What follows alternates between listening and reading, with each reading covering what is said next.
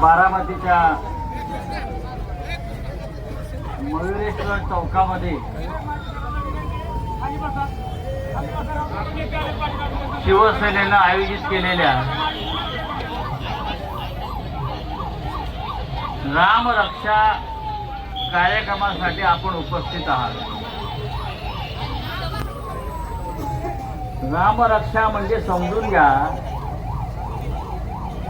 नुसतं रामरक्षेचं पठण नाही. राम रक्षा म्हणजे रामाची रक्षा, प्रभू श्रीरामाचं रक्षण. सध्याच्या भारतीय जनता पक्षाच्या राजवटीमध्ये अयोध्येत प्रभू श्रीरामाचंच मंदिर लुटण्यात आलं. आपल्याला माहिती आहे, श्रीरामाची दानपेटी लुटली, श्रीरामाचे अलंकार लुटले, सीतामाईचे मंगळसूत्र चोरली गेली. ही अयोध्येतली सध्याची गंभीर परिस्थिती भारतीय जनता पक्षाच्या राजवटीत आली. या राम मंदिरासाठी हजारो करसेवकांनी आपलं बलिदान दिलं. आंदोलनात आम्ही सगळे होतो, त्याच्यामध्ये अटका झाल्या, लोक तुरुंगात गेले. तेव्हा हे राम मंदिर अयोध्येमध्ये उभं राहिलं. त्याचा ताबा नरेंद्र मोदींनी आणि त्यांच्या लोकांनी घेतला आणि 1400 कोटी रुपये गेल्या 2 वर्षात त्या मंदिरातून सीसीटीव्ही कॅमेरा लावलेले असताना लुटले. जनतेचा पैसा, आपला सगळ्यांच्या भाविकांचा पैसा. कौन चोर है? चौकीदार चोर है. लेकिन चौकीदार कौन है? चौकीदार का नाम बताओ. हाँ.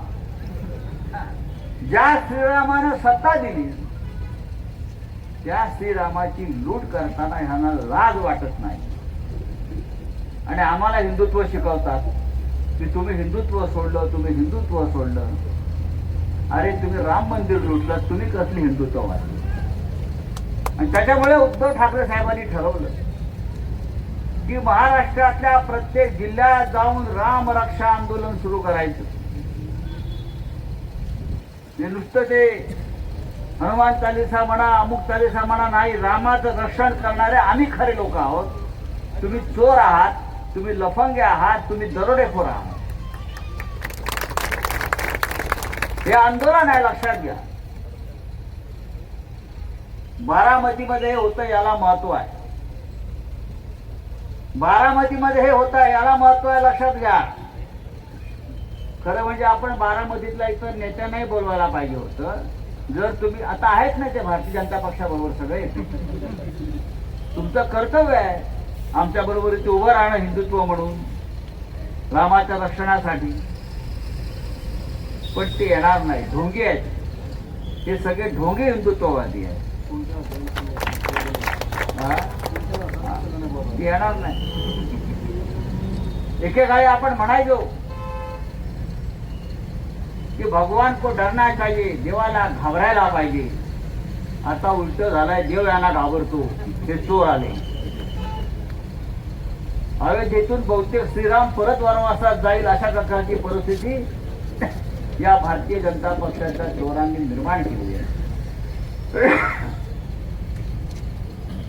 मुंबईमध्ये मोठं आंदोलन झालं राम रक्षा. आम्ही नागपूरला गेलो.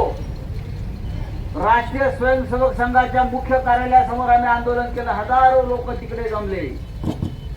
पुण्यात, नाशिक आणि आता बारामतीमध्ये आपण करतो. हे थांबता कामा नये. भाजपवाला दिसला की त्याची कॉलर पकडायची आणि त्याला विचारायचं रामाची दानपेटी कोणी लुटली. विचारा भाजपवाल्यांना. सीतामाईचं मंगळसूत्र कोणी चोरलं, तिचे अलंकार कोणी चोरले, उत्तर द्या म्हणावं. अरे मंदिरातली दानपेट्या लुटता तुम्ही. त्या मोदीच्या खात्यामध्ये 10,500 कोटी आहेत. मोदीच्या अकाउंट मध्ये, स्वतःच्या पीएम केअर फंड, खाजगी अकाउंट आहे सरकारचं. 10,500 कोटी तरी राम मंदिराची दानपेटी लुटून 1400 कोटी रुपये बाहेर काढले. हे यांचं श्रद्धा, हे यांचं हिंदुत्व. तेव्हा बारामतीकरांनो, जागे व्हा आणि खरा राम कुठे आहे ते शोधा. खरा राम बाळासाहेब ठाकरेंनी उभा केला, अयोध्येत आंदोलन केलं. बाळासाहेब ठाकरे म्हणाले तेव्हा हे पळून गेले भाजपचे लोक. हिंदू हृदय झाल्यावर ना आम्ही नाही तोडलं, आम्ही नाही तोडलं. तेव्हा बाळासाहेब ठाकरे म्हणाले, तेव्हा बाळासाहेब ठाकरे म्हणाले, जर ही बाबरी तोडण्यामध्ये जर माझे शिवसैनिक असतील तर मला त्यांचा अभिमान आहे.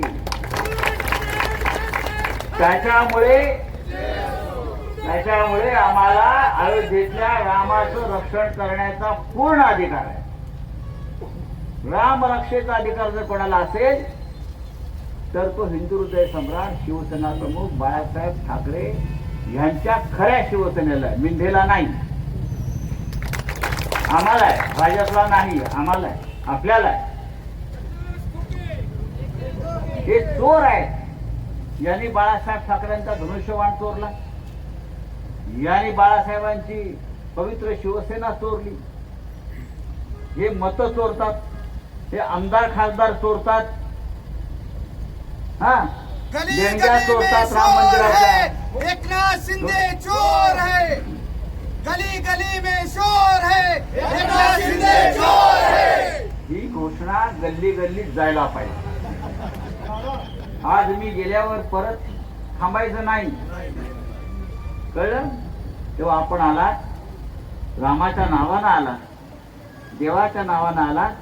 त्याच्यामुळे ह्या व्यासपीठावर कोणताही राजकीय कार्यक्रम नाही असं मी सांगितलं, कुठेही होत नाही.